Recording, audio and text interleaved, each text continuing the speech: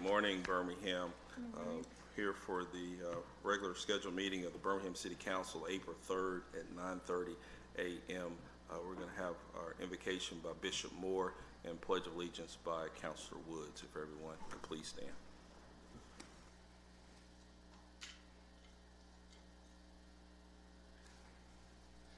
Let us pray. Father, we ask for your protection, your provision, and your promises to be fulfilled. We lift our mayor, our council, the decision makers of our city, state, our country, up to you now in the name of Jesus. And we pray for your divine wisdom and guidance. We pray for synergy and unity, that you may be able to assist us in making sure that the lives of your people are taken care of. And we thank you now in advance, for as we honor you, you in return will provide for us. In Jesus' name we pray. Amen.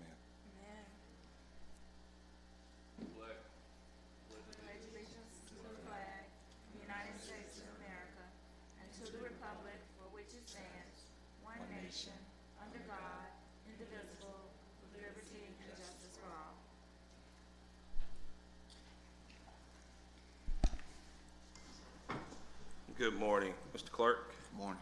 Can you call roll, please? Councilmember Alexander, Pro Tem Alexander, Councilmember Hilliard, He's on his way in. Councilmember Hoyt. Present. Councilmember O'Quinn. Good morning. Councilmember Smitherman. Good morning. Good morning. Councilmember Williams. Councilmember Woods. Present. Councilmember Abbott.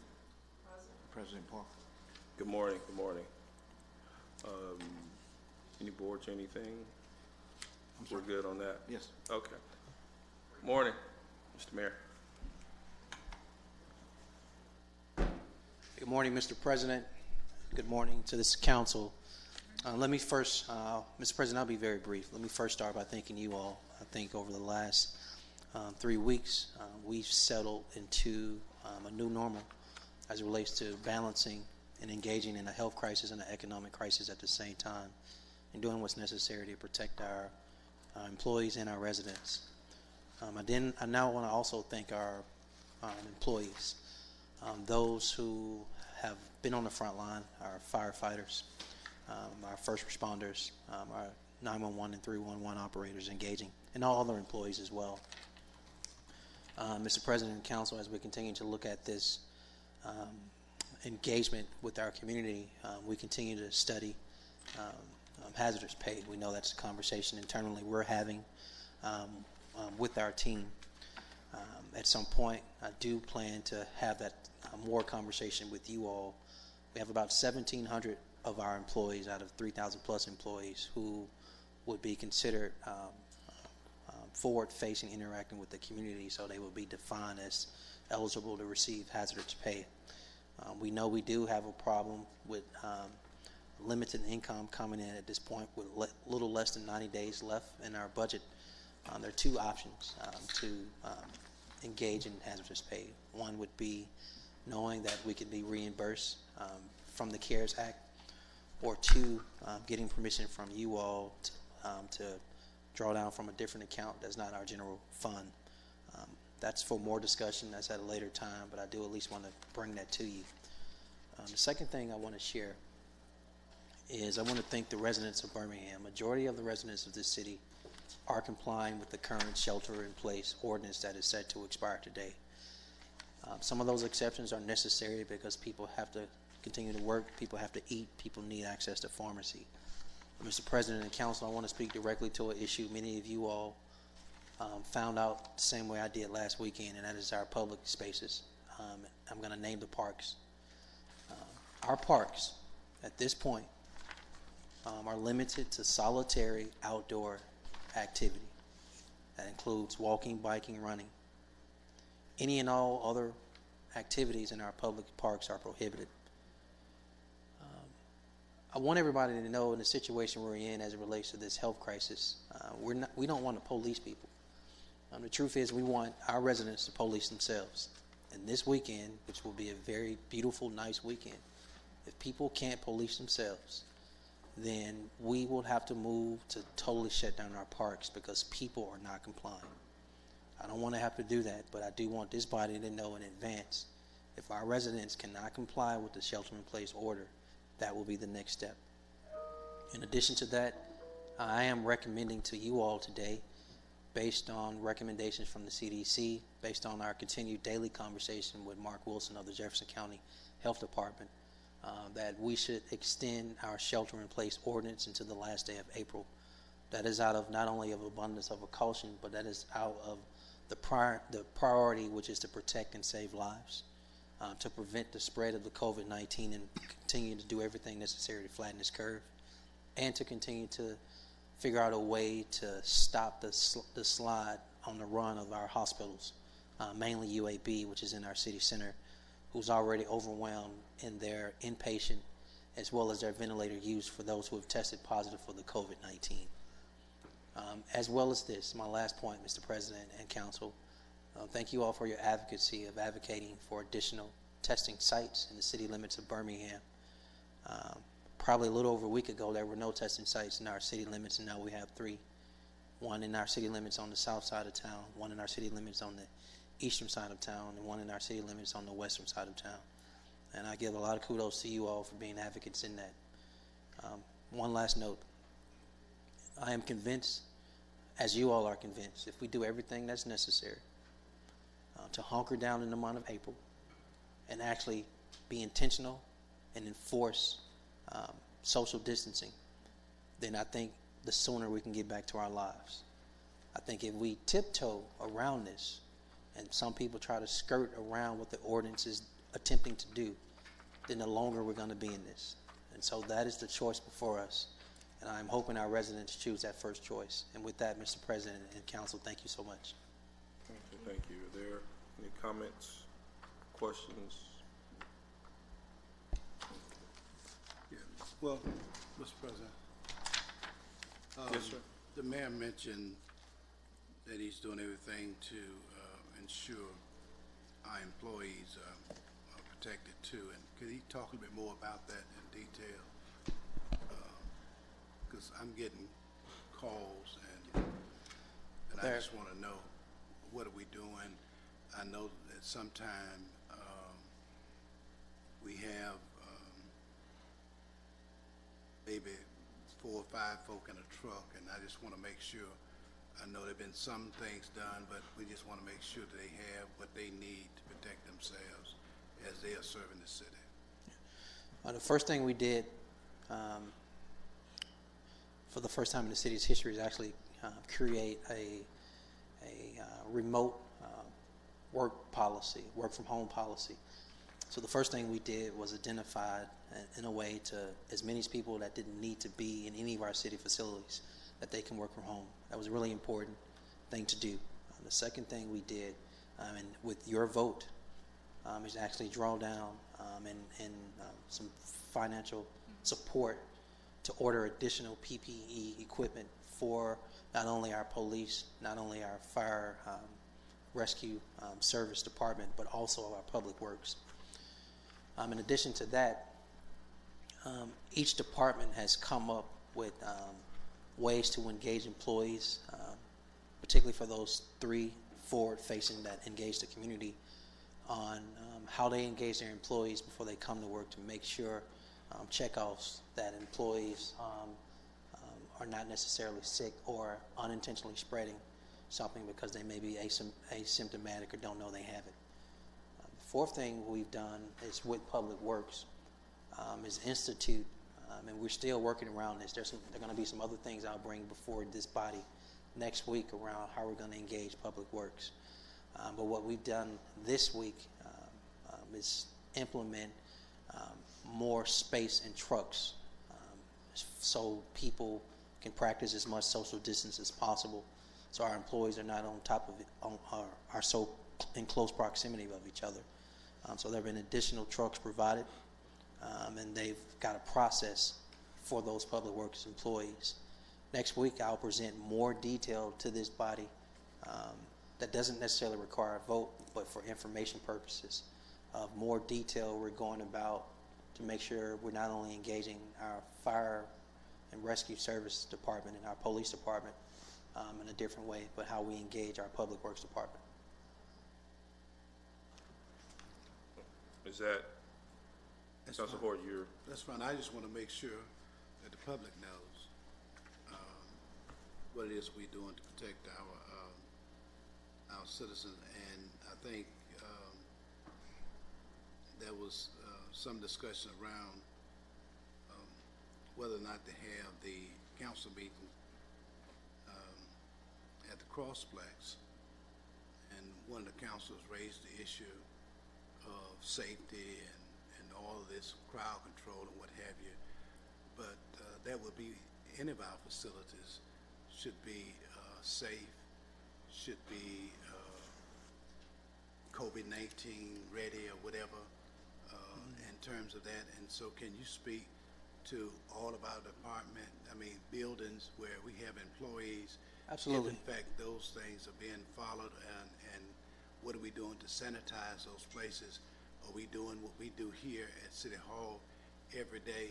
I would imagine at the beginning of the day, at the end of the day, we're going through sanitizing this facility, and so want to make sure that where we have employees that are still in operation, the essential folk, that we are providing those same metrics. Yes, sir. Metrics, because City Hall is, as you well know, people come in by business license, they come and do the sort of things, what have you. And so I personally think we're probably more exposed at City Hall than anywhere, because you got folks still coming in trying to do business. Mr. President, may I respond to that? Councilor Hoyt, that's a great point and question and concern.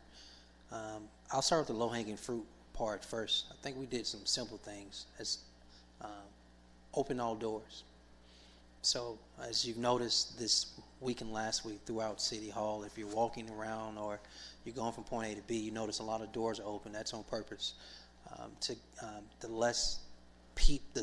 many different people are touching doorknobs, the less you can have the opportunity to spread. The other thing we did was, many of you all know we had hand sanitizer outside of our elevators, but we've now also put hand sanitizer inside the elevators as well. In addition to that, for City Hall, and I think this is for many other buildings as well, our existing public works employees, who I got to give a shout out to because I'm seeing them every day. They're coming by minimum every hour, hitting doorknobs and light switches and elevator buttons and everywhere else in this building. In addition to that, you all approved a third-party company to come in here and do a deep clean every Saturday. I think starting in March, all of April, and I think this may go into May. But they've been here the last 2 Saturdays. So when we leave, I think all of us have been encouraged to remove our stuff because they do a deep clean. Now, the 2 areas, Councilor Hoyt, where we have the public coming in and engaging our departments are finance and PEP. So many of you all know in finance, you already have the existing barricade with the window, so that's less interaction and the ability to spread. We encourage all of you all to check out the second floor. We've done the same thing. We've built makeshift barriers for those who need a permit or any issue like that, and so they can't actually engage. There's a barrier in between, very similar to what you see in the finance department. In addition to that, those who need to come in don't necessarily sit in the department. They sit in the hallway in chairs spread out 6 feet apart to be in compliance with that recommendation as well. And so those are the only 2 areas where people are coming in. They're either coming into the first floor, finance, which the barriers exist, or they're coming into the second floor, where we've created makeshift to make sure there's not engagement. Really want y'all to see that with your own eyes if you get a chance today. I would. I'll take a picture. okay, Council Hort, is that? Okay. Councilor Abbott, we'll just kind of go around if there are any other. Thank you, Mr. President. Mr. Mayor, I know that I'm sure Mr. Smith is downstairs crunching numbers even as we speak. We all know that during this time, the city's revenues have dropped off significantly. I lay in bed awake at night worrying about when we run out of money and what happens to our employees then, because you can't pay people with nothing. And so I'm hopeful that very soon we will be able to develop some projections of how we're doing and what effect it's going to have on our employee body and everything we do. Because the federal government can print money. And unless you've got something hidden in your office, we don't have a way to print money. So that's just my big worry, is that with all of the non-business that's being done in Birmingham, that our revenues are just going to drop like a rock. And at some point, if it goes on, I mean, if it's like everything's over by Easter, like the president says, everything will be fine. But I don't think everything's going to be over by Easter. So can we hear about what we're... Absolutely. Mr. President and Council, to Ms. Abbott's point, let me first start by saying this. You should be concerned. I'm at night in my bed worried about the same thing. I think each of you all should be worried about this topic. Here's why. And then I'll get to the point, Mr. President. We know for every dollar that comes in this hand, 85% of it is dependent on these businesses that are not operating. So what is that 85 cents of that dollar? Those are sales taxes. That's business license. That is lodging tax. That's occupational taxes. So I've given you all the example of the employer who has to shut their business. If they got 3 businesses, they got a combination of 80 employees. They lay off those 80 employees or furlough those 80 employees or whatever we want to call it. That's no occupational taxes coming in. That store is closed. There's no customers going in to interact with those frontline employees. They're doing sales. So we're losing sales taxes. We're losing occupational taxes. In addition to that, there are no events at the BJCC. So the Sheraton, the Westin, the Redmont, the Tutwiler, and all these other hotels, no lodging taxes coming in. So that 85 cents of that dollar, we're not getting in. So we can project all we want, but here's some, I won't call it good news, I'll just call it news. April 20th, we'll know. April 20th, the city of Birmingham, like every other city in this state and the state of Alabama, will be in a position to know what actually came into their coffers for the month of March. That's 17 days. In 17 days, Lester Smith, our finance director, along with his team, my team, will look at it and immediately bring it to you about this, what happened. Am I concerned about our employees? Yes, because we know for that dollar that comes in, if 85 cents is dependent on those things that are now closed, then 70 cents of the dollar, that same dollar that goes back out, goes to our employees. And so, yes, we're concerned. There will be some decisions that have to be made, but we got to find ways to be creative to make sure we can keep our employees.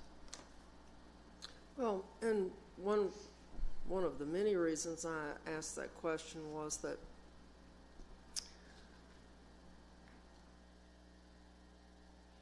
if we get into really bad financial condition, the citizens won't be getting the services that they're accustomed to getting. And I have people calling me and saying, well, why am I still being charged for parking in a city parking deck when I've had to go home, and because they're monthly parkers? And I just asked, I said, well, what do you think is going to happen to the city when we don't have any revenues anymore and you don't get any services and your parking deck isn't open at all? I mean, the government still has to operate. If the government doesn't operate, the city services that people sometimes complain about now will become even less. And so I think all of us need to think about these things. That you don't need to lay it awake at night maybe, but you need to think about these things. Everybody needs to think about them. Citizens who are still calling and complaining about relatively little things. A pothole isn't very important at this time because you're not driving your car, right? Because you're staying at home, so you don't need to worry about the pothole. How did you even see that pothole is the question. So these are just things that we all need to think about, because if this goes on and on and on, we're going to be in trouble, every single one of us. Yes, ma'am. Just briefly, Mr. President, to Ms. Abbott's point, I am now convinced, I think we will have to engage temporarily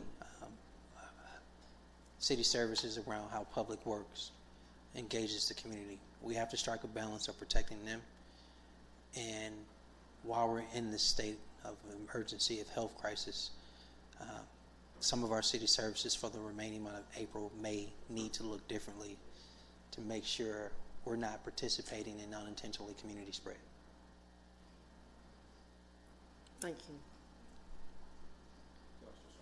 We'll just kind of go around the table. You're good? Okay. Okay. Counselor Woods, you're good. President Pro Tem? I'm good. Okay. Dr. Queen, and then we'll come back to Counselor Smithman to wrap it up. Thank you, Mr. President. I've got a couple of questions. The first is, could you give us an update on where we are with regard to PPE for our police officers? I've heard some concern expressed about, the mask and gloves, and they're having to go into situations where, they may have to go into someone's home or something like that, or make an arrest, or come in contact with someone that they don't know their condition. So there's no distance between the fire chief, the police chief, and Walt Givens, the director of Public Works, and me and our team. We know without a doubt there is enough PPE right now for our employees, separate from the order that we were able to place based on the money you approved. So in short, there is enough PPE right now for our employees, and we have some additional PPE that's been ordered to make sure they don't run out. Okay, the second question is regarding our people in our city who are experiencing homelessness. This is more probably a question for Jefferson County Department of Health, but you may be aware of the answer. What specific measures are we taking to track that population and, if necessary, house them so that we can be aware of their location, if they need to be tested, and especially if they test positive, being able to place them, in a quarantine type setting. Right. Can you speak to that, please? So I just had a conversation with Michelle Farley of One Roof yesterday. This is a pressing issue. This is an issue we should all be concerned about. We do know that one member of our homeless community has tested positive, and he is in the hospital right now. And so there's been some tracing of the people he's come into contact with, and we've been able to identify some of those names, are in search of making sure they get tested as well. In addition to that, many of you all know some of the low-hanging fruit things we've done, such as put out, not we, but a team. So the city's not taking credit for what I'm about to say. There have been 11 porta potties put out, as well as hand sanitizer, washing hands, docking stations that have been placed. I think the next thing is to actually look at an actual site for housing.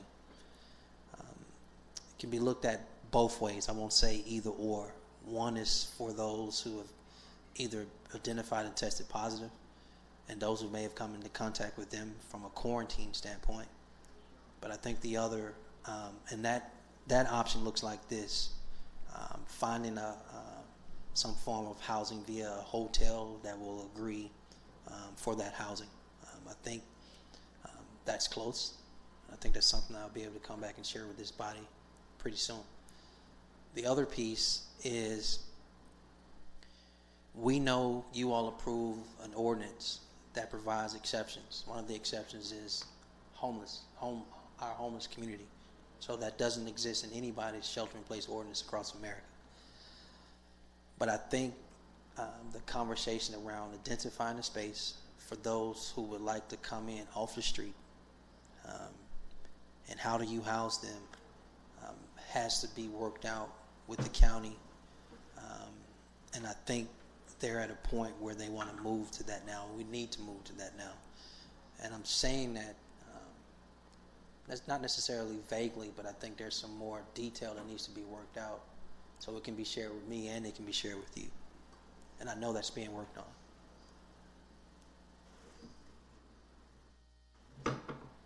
Is that all? Oh. Okay, Yeah, after you get through. Council Smith, and then That was actually one of my questions, was the homelessness. I know there is a proposal in another state for housing vouchers for the homelessness, but I know that has a liability component to it. What are we doing about the sanitation products at One Roof? Are we giving them free sanitation products? What are they doing? That is a good question. I don't have the answer. I can get an answer probably within the next 30 minutes or less. Okay. To the voucher piece, though, I did find out, we're still going through the CARES Act, everybody. CARES Act has a lot of components. I think in 2 days in a row, I've sent you some information on evictions. I've sent you some information on nonprofits. I will continue to send information that's broken down to me that I can share with you that's plain language. There is a section in the CDBG, additional CDBG funding that extends itself to vouchers as it relates to our homeless community. We're still working through that to see how it looks, to see what type of support we can give to those who are homeless. Okay, amnesty for vulnerable populations, I guess.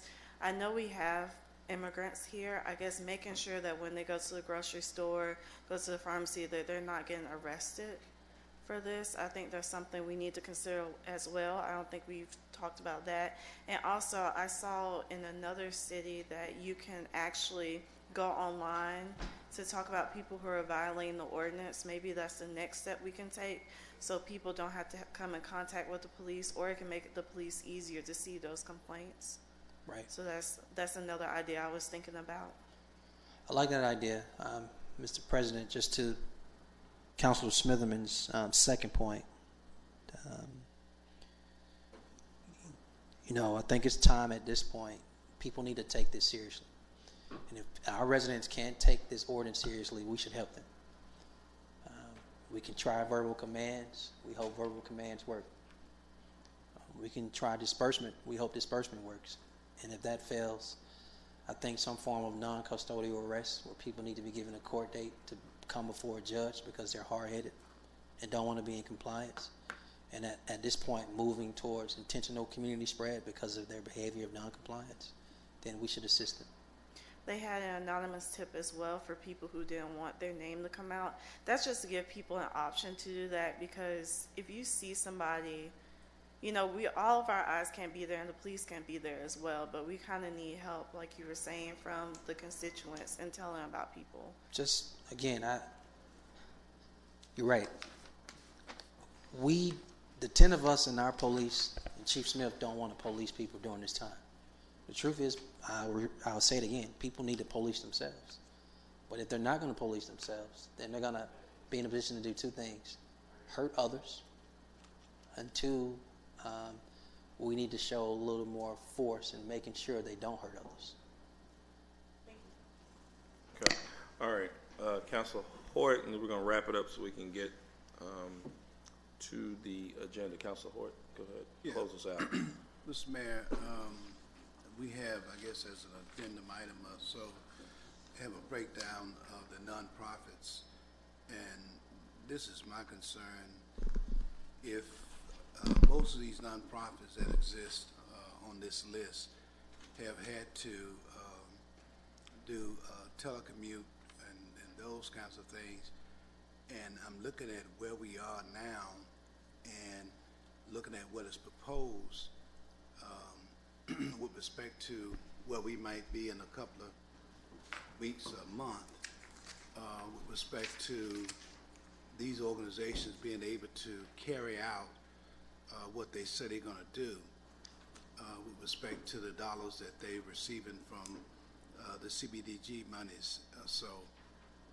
And I'm just wondering, is there a possibility to revisit some of this? Because I think the more nonprofits you have working towards meeting these very pertinent needs with respect to, you know, quality of life issues and what have you, then it might be that we might need to revisit that. You know, one organization getting $300-some thousand, and are they going to be able to carry that out? Is what I'm saying. Based on where we are, yeah, somewhat of a downsize with organizations, what have you, and if that's not an opportunity for us to consider other nonprofits that may have applied and did not receive, and, you know, just kind of because it's going to take all hands on board, and I'm not sure if some of these organizations, as where they are now, are going to be able to carry out what they have suggested they will be able to do, and because things probably going to get a little worse than what they are now. And so how do we plan to deal with that? Are you okay with these folk, and they got the folk to carry this out and what have you, which I doubt it, just based on where we are right now. You know, we're talking about even the city making some adjustments, you know, not immediately, but we got to make some adjustments somewhere, as if, as well as other organizations within Birmingham proper. Right. Mr. President, to Council Hoyt's point, that is a really, really, really good issue to consider. I do want to respond to it by stating, one is that CDBG funds are a separate account from the federal government. So that's important to note. Because of that, we're on a timeline. That funding, HUD approves that funding by May 15th. Separate and post your vote, there's a 30-day period of community input, etc. So various folk can weigh in, and that's why this is before you today. You all should have received this some time ago, though, and it should have been signed off by either Cheryl Kidd or Jeff McDaniels to make sure you all had it. And if we've taken the time to look at it, there are a couple notes to make. There are 8 organizations in here that were not in here last year. So that is great, right? That we've considered other organizations. You see in 2019 is 0 by their name. In 2020, you see the additional funding we provided to them. Those are 8 organizations that many of you all have advocated for the last 2.5 years we've been here about why they haven't received funding, such as the Urban League. But there's 7 others. There are 7 other organizations in addition to the Urban League that are actually in this CDBG funding. In addition to that, Councilor Hoyt, Mr. President, to Councilor Hoyt's point, is the information I shared with you all 2 days ago around the ability for nonprofits to be able to draw down from the CARES Act that was just approved, making sure on the front end as it relates to their employees, as it relates to their utilities, as it relates to their mortgage and or rent, that there is additional funding currently to offset whatever expense issues or gaps that are created in the last 3 weeks, separate from this funding that they can't even draw down on until July 1. Yeah, well, I don't know how many nonprofits we have, but it just seemed to me that we're talking about, Councilor Abbott mentioned about budget, and Mr. Smith trying to figure out what we're going to do, what's going to be our next steps or whatever. And it just seems to me that we might need to revisit allocation. I know that's, you know, we make the recommendation as to how much money they spend, at least the administration make that recommendation, and then the council solidifies that. But I think of the $1.9 billion with the CBG monies that are coming, I mean community development dollars that are coming, I think it's only 114 or something that's designated for Jefferson County. Now, that's Jefferson County. I didn't say City of Birmingham, it said Jefferson County. So, we gonna have to scrap to get whatever part of that we can muster. I would hope we would get majority of it, but that don't necessarily mean that's how that's gonna shake out. You know, it just depends on the governor and the tenancy set up to ascertain that money and what have you. So I'm just, I'm not being adversarial. I'm just trying to see if, in fact, we can revisit some of this before, and I know it's always due it in May. That's nothing any different than any other budget year and what have you. So I understand the processes, but I was just saying that, just for instance, we got Rapid Rehouse. Rapid Rehouse, for the benefit of those who don't know, those persons who are almost homeless. But we only have in here maybe $45,000 allocated to that. Well, in a few months we're gonna have a whole lot of folk that are gonna be at that door.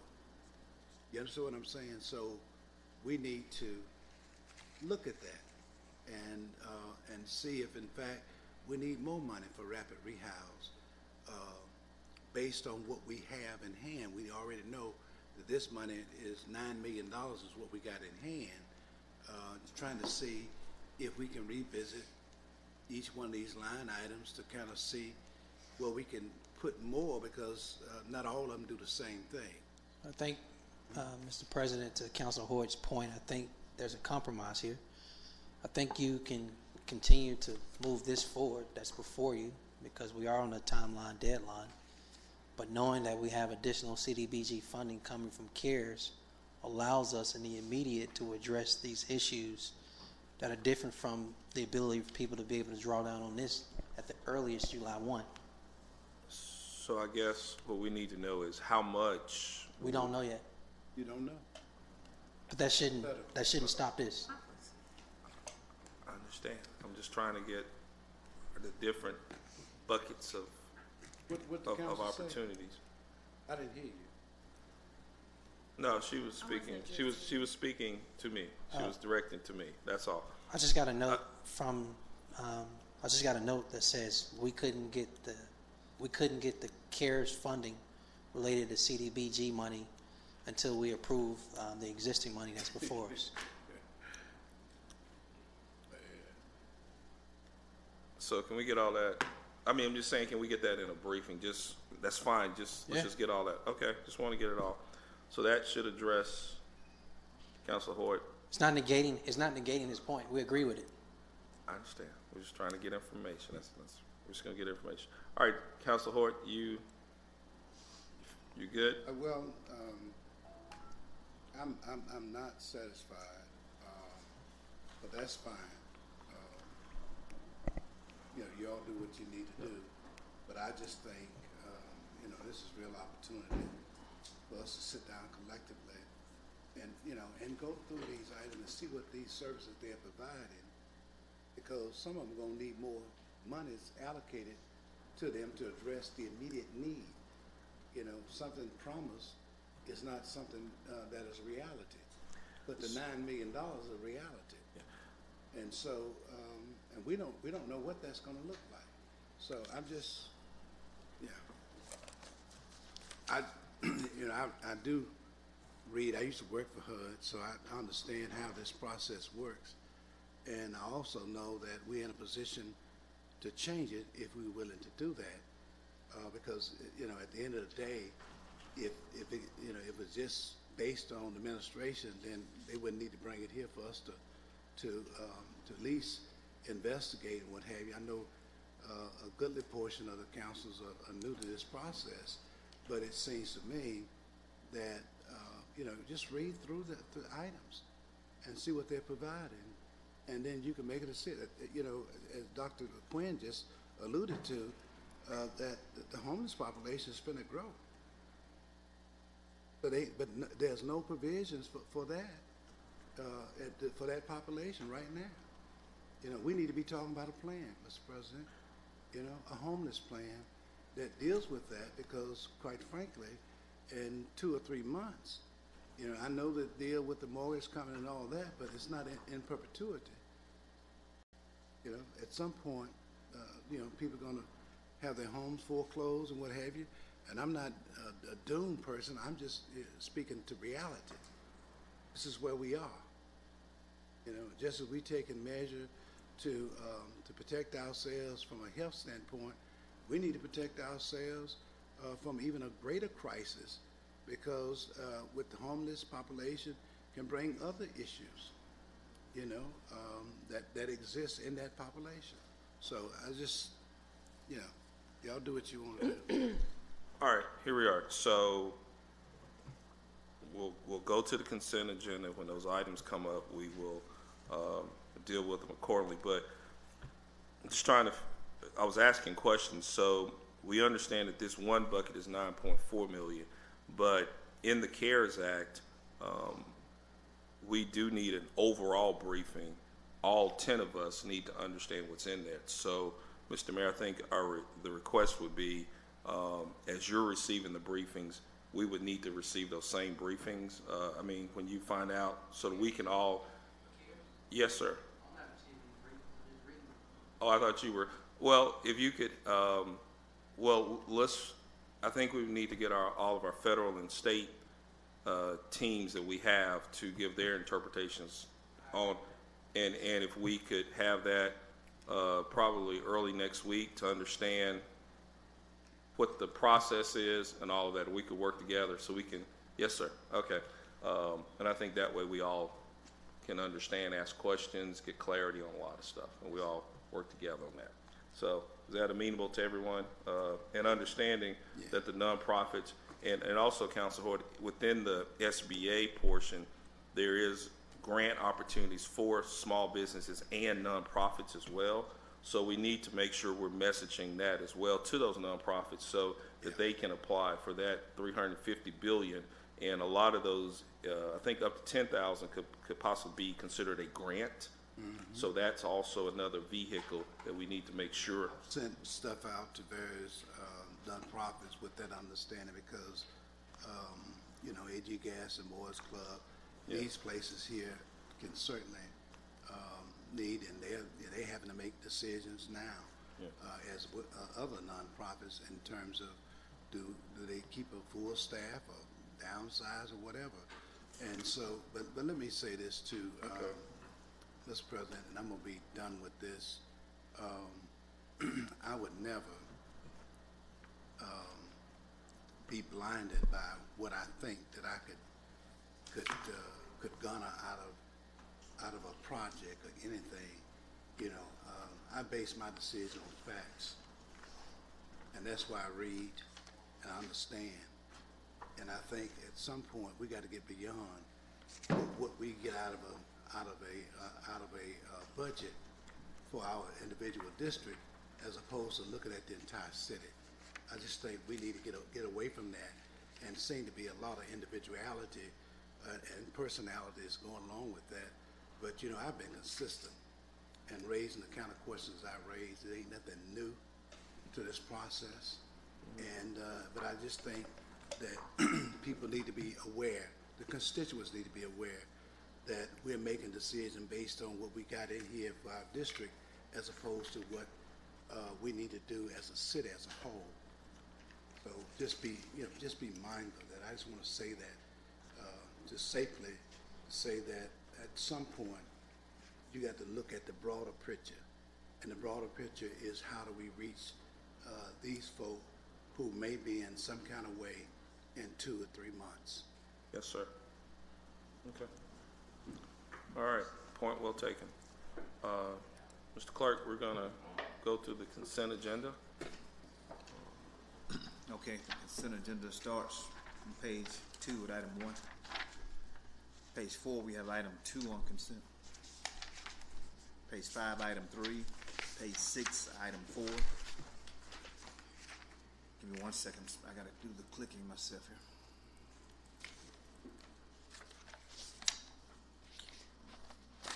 Page 7, item 5.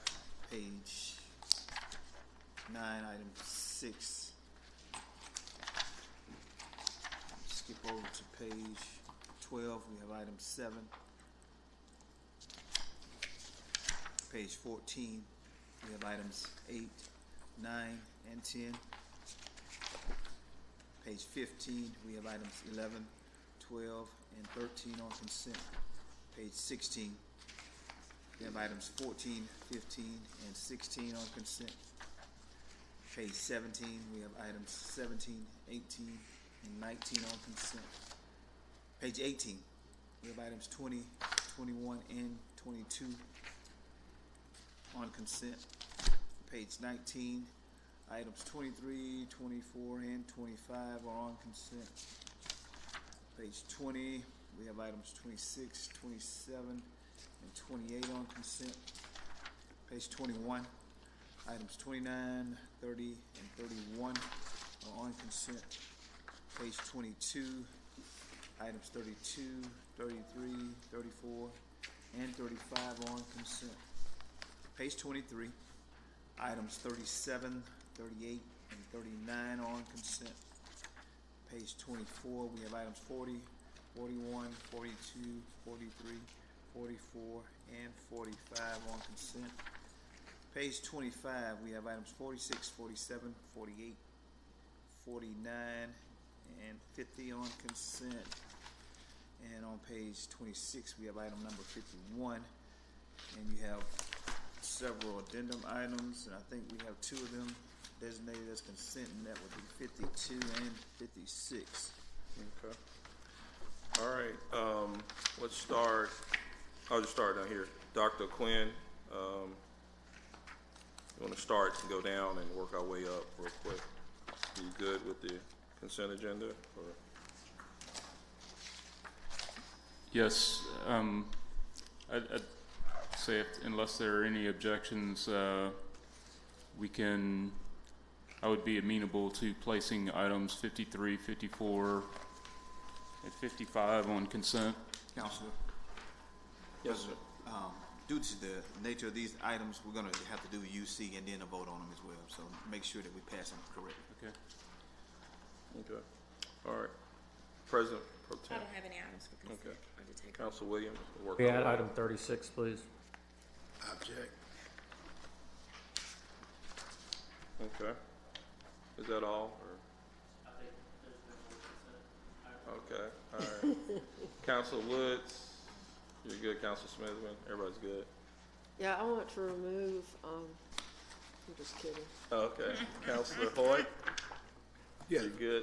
yeah, 36, I want, You want it off? yeah, I want to read in its entirety. Okay, we'll, with item 36, yes, sir, we'll read the item, we'll bring the item up for discussion. I move approval of the Second. consent agenda. Okay. Second. And All right. Williams, Counselor Williams. I don't have you in. I'm sorry. Mr. Clark, my iPad's not working, so I have Okay. to do a voice vote. Voting is open. Counselor Williams, how would you like to vote? Aye. Okay, sorry about that. Counselor Aye. Quinn, Counselor Smitherman, got you. Counselor Alexander, Pro Tem Aye. Alexander, Aye. Counselor Woods. Yes. Counselor Abbott, Aye. President Parker. Yes. All right, that vote should be up. Hold on, we're gonna open it for Councilor Hilliard. He rises from the ashes. It's updated. Okay, all right, that item passes. First item, Mr. Clerk. Okay, should be, we're back to 36 that we were just discussing. Item 36. And Mr. Frazier, we have a list of nonprofits that are receiving money. Okay. If you could read from that list. I don't have a list. Item No, 36. what we want is we're gonna read the item and discuss it. And the dollar amount. A resolution. Hold on. We're on item 36. Right. We're gonna read the item, we will discuss the item. So you just read the item, and then we can, Council Hoyt, then we can get into the item. Item 36. Get it before us. A resolution authorizing the city's authorized officials, that doesn't flow right there.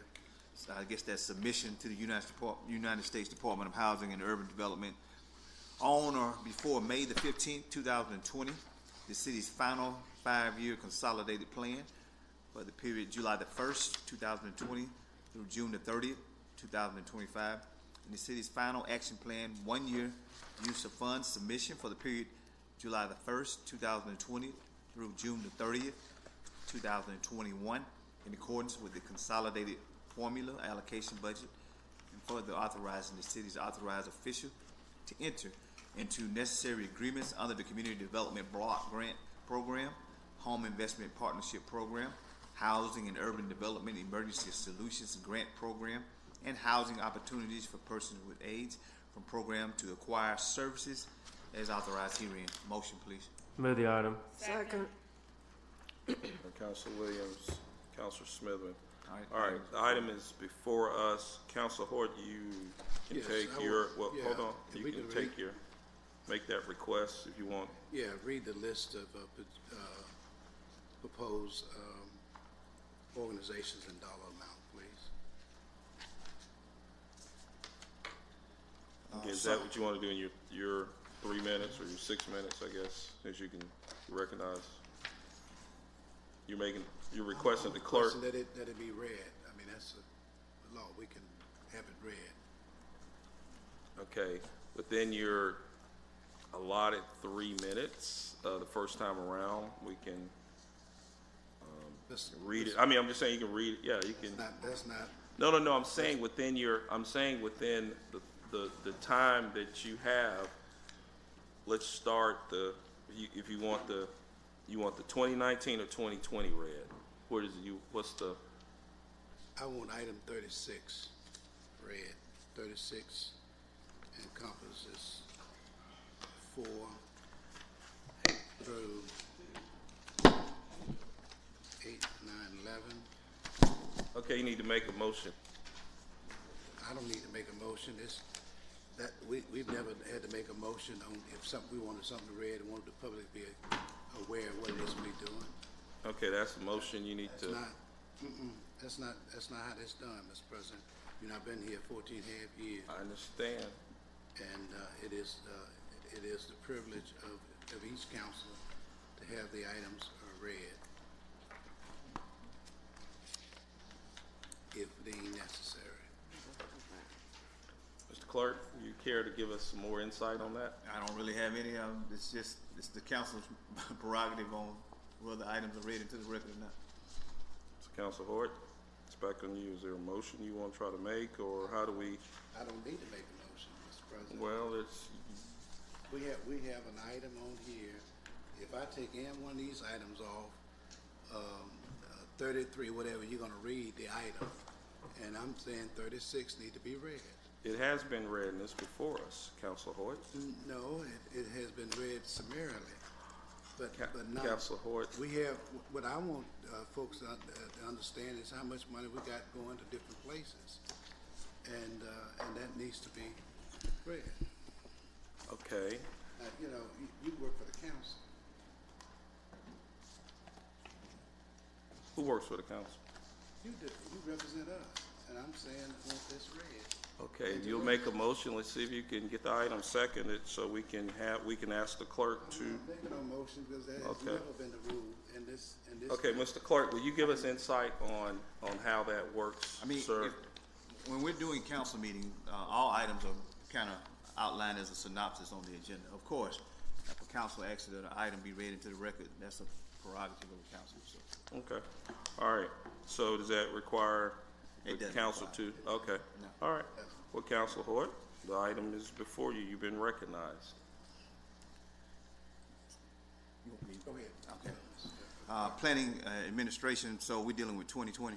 What we're doing is the spreadsheet that we've been passed out. We're talking about the spreadsheet. Yeah, if you want to do the spreadsheet, That's fine. Just trying. Yeah. it's more detailed. Okay. I'll go from the spreadsheet Yeah. with the name of the Yeah, companies. and that was. Just the name and the 2020. Okay. Rev Birmingham, $90,000. Urban Impact, $180,000. True Fund Disadvantaged Small Business, $90,000. small loan, I'm just gonna go straight down. Small loan program staff is administered $250,000. Float loan, there's no amount, 108 loan. Housing rehabilitation program cost and administration staff costs are $1,050,000. Single family rehabilitation program, $1,030,797. Christian service mission, $150,000. Independent living resource of Greater Birmingham, $200,000. Metro Changers Incorporated, $250,000. Acquisition, $10,000. Demolition, $10,000. Titusville Development Corporation, $50,000. House Proud, $50,000. Habitat for Humanity, $50,000. Build Up for Urban Prosperity, $150,000. Alethea House, $41,000. Change Lives Christian Center Incorporated, $46,000. First Light Incorporated, $30,000. Pathways Day Center, $50,000. Pathways Stepping Stones Overnight Shelter, $21,000. YWCA Family Violence Center, $35,000. YWCA Homeless Daycare Transportation, $22,000. YMCA Interfaith, $31,000. Bridge Ministries, $11,000. Child Care Resources Incorporated, $39,000. Jefferson State Community College, $35,000. Gateway, $35,000. Legal Services of Alabama, $90,000. Fair Housing Center of Northern Birmingham, $50,000. Positive Maturity Incorporated, East Lake, $25,000. Rose Garden Adult Day Services Incorporated, $25,000. Titusville Development Corporation, $25,000. Girls Incorporated, $25,000. Children's Village Incorporated, $60,000. Crisis Center Mental Health Association of Central Alabama, $26,000.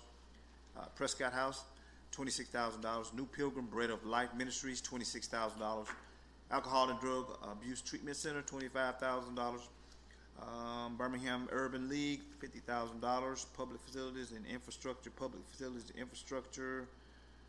$220,000. And then we go to Project Home Investment Partnership Program heading, Home Grant, $1,402,448,000. Anticipated program income, $100,000. And summary, again, on the next page, administration at 10%, $150,244. CHDO activities, 15%, no amount there. Titusville Development Corporation, $50,000. Home buyer rental, $1,126,837. And now that they're heading Emergency Solutions Grant Program, we got Street Outreach Essential Services, Family Connection, $45,000. But for the Street Outreach Essential Services, the whole thing is $309,478.80. We got Maintenance Operations Emergency Shelter, Pathways Downtown Path Center, $53,150. Pathways Stepping Stones Overnight Shelter, $45,000. Family Connection, $46,000. First Light Incorporated, $46,000. YWCA, $37,000. YWCA Family Violence Center, $37,000. Homeless Prevention, YWCA FVC IHH, $66,482. Bridge Ministries Incorporated, $56,482. YWCA, $35,000. Bridge Ministries Incorporated, $10,000. Homeless Management Systems, under that heading, got administration, $38,684. And then the last one is AIDS of Alabama Incorporated, $1,444,186 total. And then we got rental assistance under that heading, TBRA, which is $395,363. We got rental assistance, STRMU, which is $30,000. We got support services, $447,244. We got operating costs, facility-based permanent housing, $370,192. Resource identification, $60,000. Sponsor administration, 7%, $98,060. And the administrative cost is $43,325.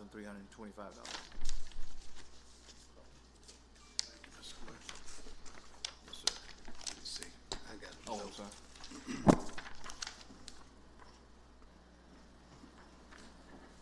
Have questions, comments, Counselor Hoyt? Yeah, well, Who wants to come back to you, or? yeah, I think I've already raised the question. Well, this family connection, the $309,478.80. So, what all are they going to do for that, Mr. Mayor? Are you, that's the family Which page? connection. Who is On that? which page, Counselor? I'm sorry. This is on the on your spreadsheet. It didn't have a number. Yeah.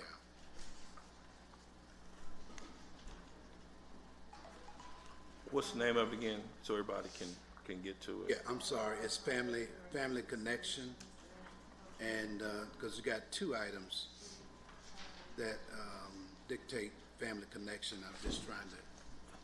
Family Connections is going to engage in supporting our homeless community. And how do people access those funds? How do what? If you don't want to answer the No, question. hold on. listen, Counselor man. Hoyt asked me the, I'm just Counselor trying to Hoyt, understand. Counselor Hoyt asked me the, who are you, what's the question you were asking? How? Heard what I asked. No, I couldn't hear the second one. What was it? How? How these people are served and how they access the funds. Okay. Mr. Mayor, do you have someone that can address how? Yes, sir. The public, yes, sir. Okay. The organization access the funds, not the individuals. Okay. Counselor Hoyt, is that sufficient information, or you have, okay. All right. Counselor Abbott, we're gonna work our way around. Yeah, I don't have any questions. We went over this in budget and finance. So. Okay, all right, I'm and it good. came out, I'm okay. good. Counselor Smithman, Counselor Woods, I just wanna go around No, real no, quick. President Parker, it says it in here. So it's this family connection.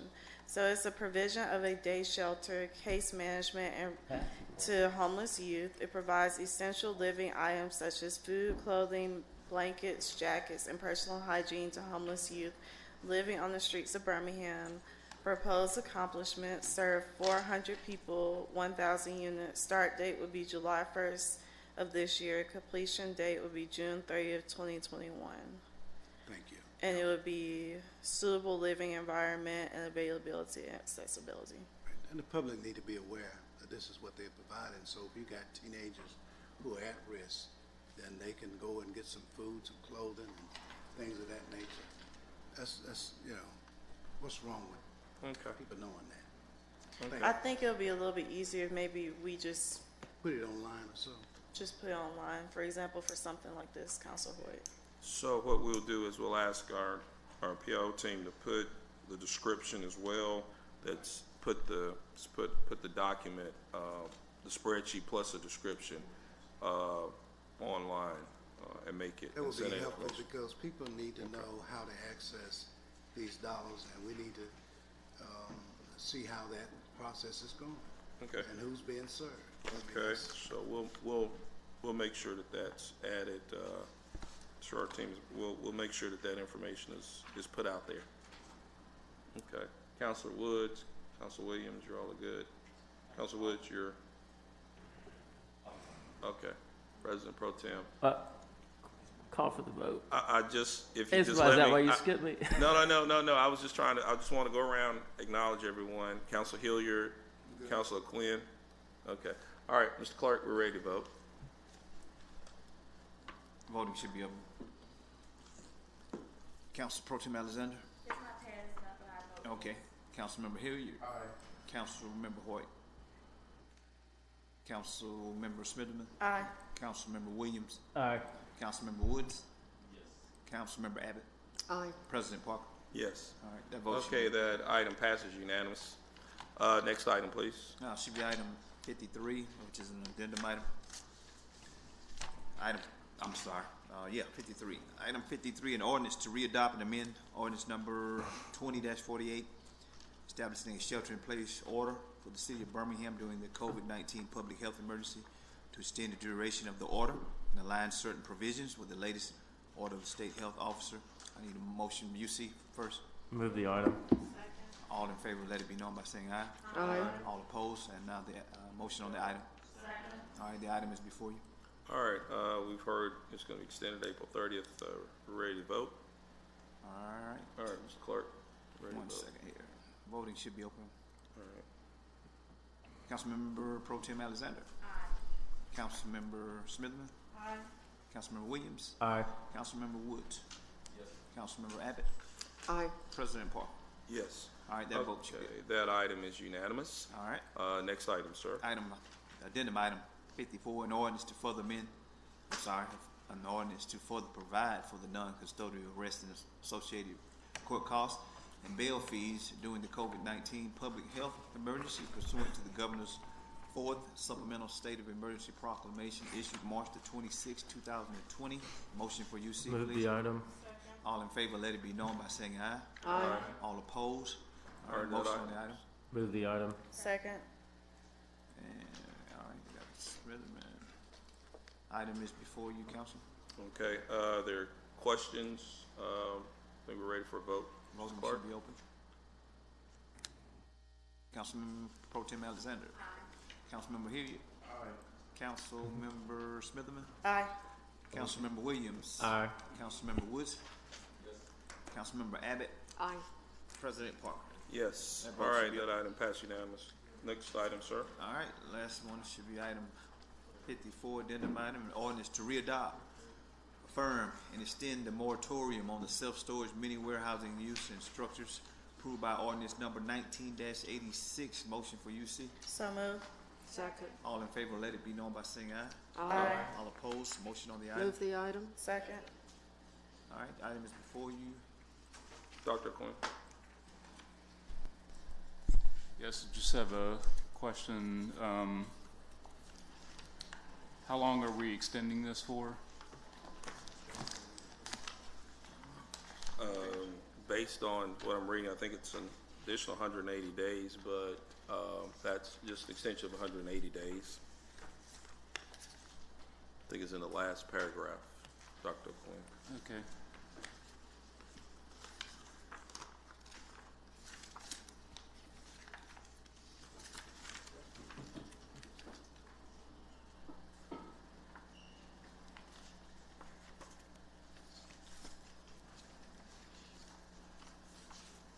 That's fine, thank you. Okay. All right. Any questions? All right. Ready to vote? Mr. Clark? All right, voting should be open. Council Pro Tem Alexander. Aye. Councilmember Hoyt.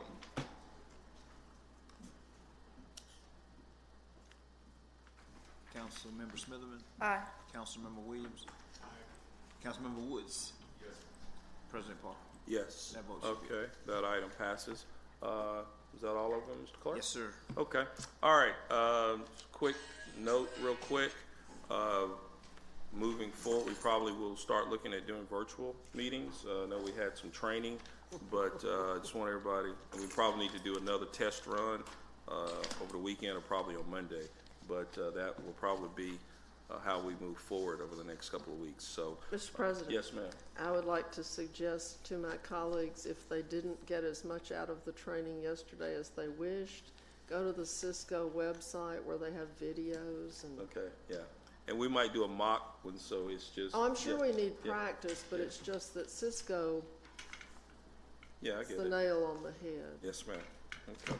All right. Okay. And with that, also committee meetings probably urge us not to move forward on committee meetings for the near future.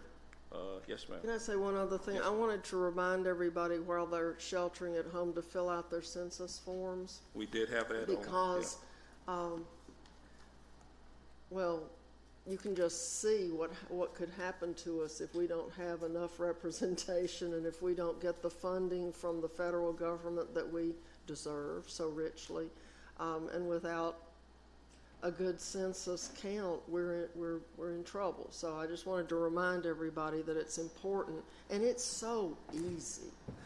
It is so easy. They don't ask any intrusive questions. I mean, they don't ask you how much you make anymore, and You know, so I just think that it needs to be done. Just wanted to World remind Games, everyone. you're gonna say something real quick, World Games, and then we're gonna kind of wrap it up and get out of here. So, Well, you know, I want to remind everybody that the World Games are coming, but they're not coming until July 7th, 2022, and so we have a little more time to get ready. Yeah. So it's like good news, bad news. You can go wind up that World Games clock. Yeah, wind it back a year. all right, does anybody else need to, Council Hilliard, did you have something? Yes, sir. And then Yes, sir. Council Williams? Yes, sir. Thank you, Mr. President. At this time, I just want to leave our constituents with the thought that I was talking to one of my kids that I mentored in Louisiana yesterday in New Orleans, and his wife is an emergency room doctor, and he has MS. So, you know, of course, his immune system is down, and he says that every day his wife comes home, it's very stressful in their household because she still has the fear of transmitting the disease to him, and he can't fight it off, and they have a new infant baby. He said it's like a war zone in their emergency room there. He said that it's unbelievable of the amount of people that that has the virus there. I just want to remind us, because a lot of us, I think the colleagues here and a lot of the people in this building, we realize the seriousness of what we're dealing with. But as I drive around the district, and I can only speak for my district, I want to warn them that this is really serious.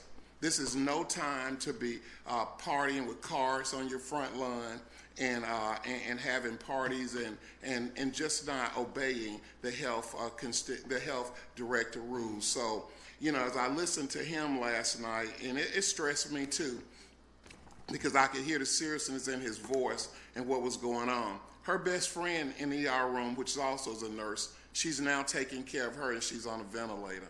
So what I say to each and every one of the people that can hear the sound of my voice, please, please, let's take this very serious and protect yourselves and your family and your friends at all costs. Thank you, Mr. President. All right, Council Smitherman, and then we're gonna go to Council Williams.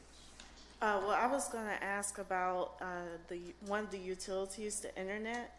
Are we doing any measures to make sure they're not cutting off people's internet? Because with our children being homeschooled, you know, they have to rely on their internet to get their work done. Do you have an answer for that? President Pro Tem Alexander, I think, has been communicating with, Okay. and we'll send something else out. Yes, we did. Councilor Smitherman, the utility, especially Spectrum, did give us information based on how they would deal with clients and residents during this period, and so they have given assurances as how they would maintain services, and so we'll repost that because that had been posted a few days ago. Okay. So we continue to repost that. We actually had a posting of all the utilities Okay, that's and good. how they would respond. Okay, But good thank you. question. And in piggybacking on what you were saying, there's also a survey that has been given out by the Birmingham City Schools where they're trying to assess what would be the capability as they move forward for distance learning and those type things. So good question. Thank you. Okay, thank you, President Pro Tem. Secondly, I just thought about when Councilor Hilliard was talking, we need to do something for the mental health of our constituents, because I know a lot of people are dealing with, like Councilor Hilliard was saying, like frustration. I know a lot of people deal with anxiety and depression. I think we need to think about that, looking with the nonprofits, like what Councilor Hoyt was saying. Because, you know, this is really, really hard for people, not only just taking care of their physical health, but their mental health. I think being quarantined in the house by yourself for about 2 months is a lot for people. So I was just, you know, I think that's something, maybe a project we should, you know, have people for. And, you know, Councilor Hilliard is right. Like, it's sad about this, hearing about people losing their family members. I really want people to take it seriously. And lastly, for people, I think I read something that said, if this was the other way around, where this was killing a lot more younger people than it's older people, our parents, I know you guys will be doing everything you can to make sure that your children would be okay. I just want to kind of put the challenge out there for younger people. Think about this, that you need to take every step you can to make sure that your parents and your grandparents are doing the same, are doing okay, because they would do the same for you. Like, this is serious. Like, it may not seem like this in Birmingham, but people are dying. Like, people are getting this disease, can't even breathe. So I just want everybody to make sure not to be anxious and not to be worried to the point that it makes you sick, but also just to be aware. Thank you, President Park.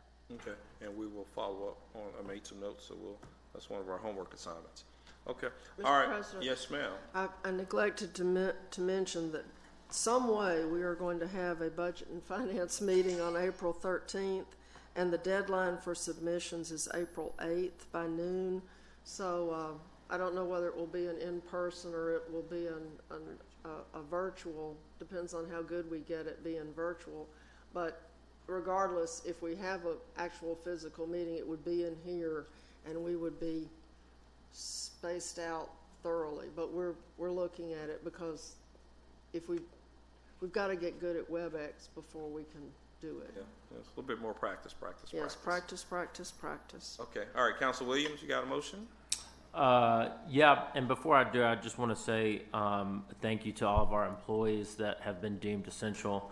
Obviously, that's our police and fire department, but it's also all of the members of Public Works that continue to take out our trash, bulk trash, and daily trash, recycling, filling those potholes that I actually think that we still need to be filling. Also, our security staff at both our jail, which is obviously a high-risk place to work, and also at all of our facilities. So thank you all to our employees that are deemed essential and still show up to work every single day on behalf of the city of Birmingham. And to piggyback on what Ms. Abbott said, I also filled out my census. There's something came in the mail where I could do it online. It was very easy. It took all of maybe 3 or 4 minutes. It saves somebody from coming to your house and knocking on your door, which I know a lot of people would rather just type in something really quick on their computer rather than having people continuously call you or come by your residence. So I highly encourage everybody to take the 3 to 5 minutes to log online when that piece of mail comes to your residence. And with that, Council Hoyt has one thing. all right. Mr. Hoyt? Yes, well, let me say that I think last week or the week before I had mentioned that with respect to the $9 million with respect to the CBGG monies that have been already allocated, today was a good example.